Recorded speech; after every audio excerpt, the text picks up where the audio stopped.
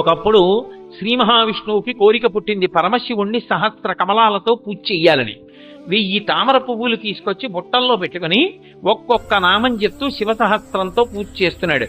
999 నామములు అయిపోయాయి. 1000వ నామం దగ్గరికి వచ్చేటప్పటికి ఉండవలసిన ఒక్క పువ్వుని పరమశివుడు తన యొక్క శక్తి చేత అంతర్ధానం అయిపోయేటట్టు చేశాడు. 1000వ నామం దగ్గరికి వచ్చేటప్పటికి పువ్వు లేదు. పూజ మధ్యలో మాట్లాడకూడదు, పిలవకూడదు.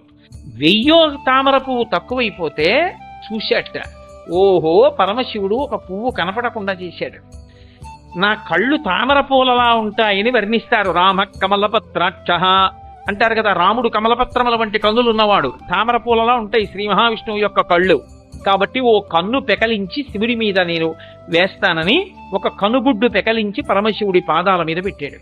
వెంటనే పరమశివుడు ప్రత్యక్షమై, ఇంత భక్తితో ఇన్ని మాటలు నన్ను సేవించావు కాబట్టి నా శరీరంలో అర్ధభాగం నీకు ఇస్తున్నానని సగం శరీరాన్ని విష్ణువుకి ఇచ్చేశారు. అందుకే హరిహర స్వరూపం అని ఒక రూపం. అందులో శివుని యొక్క సగభాగం విష్ణువు అయి ఉంటారు. ఆర్యామహాదేవి అన్న పేరుతో శివుని యొక్క దేహార్ధ భాగమును పొందినటువంటిది శ్రీ మహావిష్ణువే. Download